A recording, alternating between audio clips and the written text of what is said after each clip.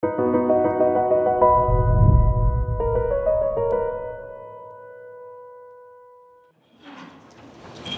the name of the Father, and of the Son, and of the Holy Spirit, one God, Amen. Amen. I'd like to share with you a true story. There was a man who had a boat, an old boat. The engine kept breaking down. Finally, for the last time, it broke down, and he called his usual mechanic, and the mechanic could not fix the engine. The man loved the boat. He had to fix it. So he called another mechanic to come. He tried to fix it. He could not. He tried 4 or 5 mechanics, and they could not fix the boat. Then at the end, somebody told him, there is an old mechanic. He's retired. If he can't fix it, then this engine cannot be fixed. He specialized in that type of engine. So he called him. That mechanic came on the boat, looked at the engine, and he said, aha. He turned around, at every corner he looked at the engine and he said, aha, I know how to fix it. So he went to his tool chest, picked up a small hammer, turned around the engine, at a certain spot, he tapped on the engine with the hammer. He just one tap. And he told the owner, go ahead, start the engine. The owner said, are you sure? He said, I'm the expert, am I not? So he went, started the engine. Lo and behold, the engine started. He said, how much do I owe you? The mechanic said, I'll send you a bill. 2 or 3 days later, the owner received the bill, and to his amazement, it was $10,000. So he called the mechanic and said, what gives? $10,000? You only tapped on the engine. I want an itemized list of what you did. He said, oh, no problem, I'll send you an itemized list. So he sent him a list with 2 items.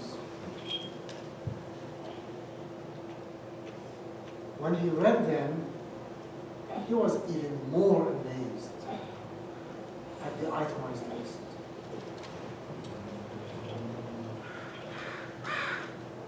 Brothers and sisters in Christ,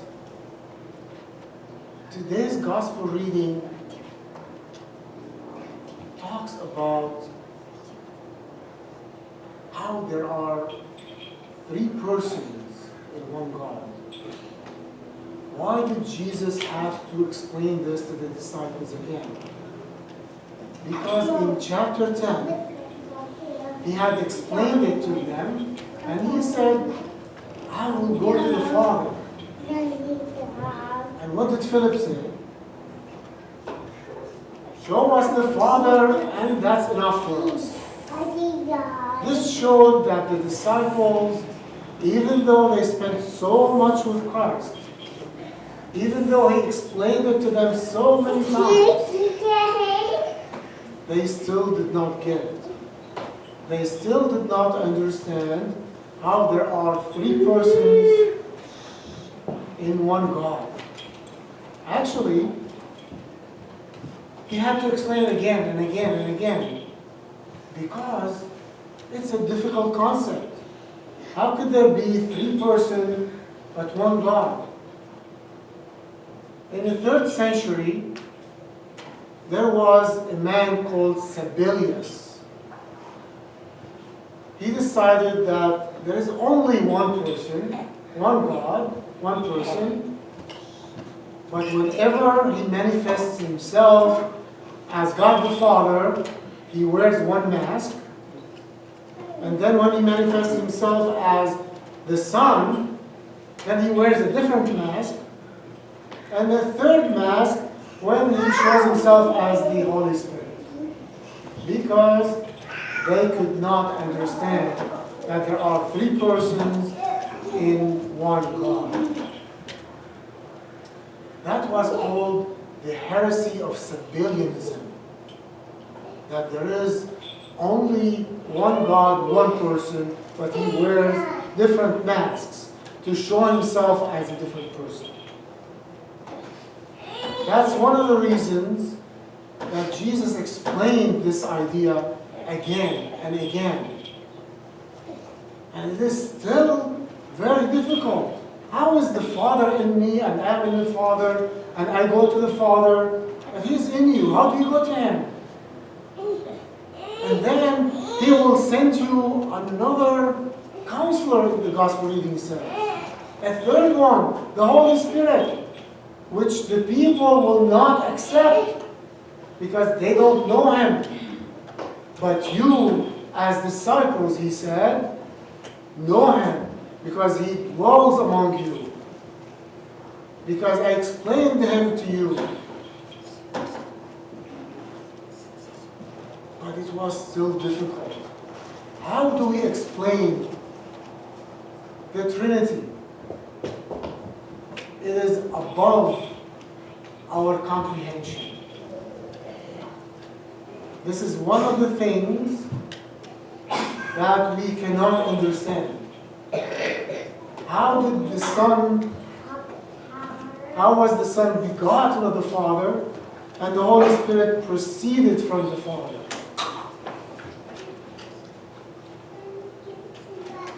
Well,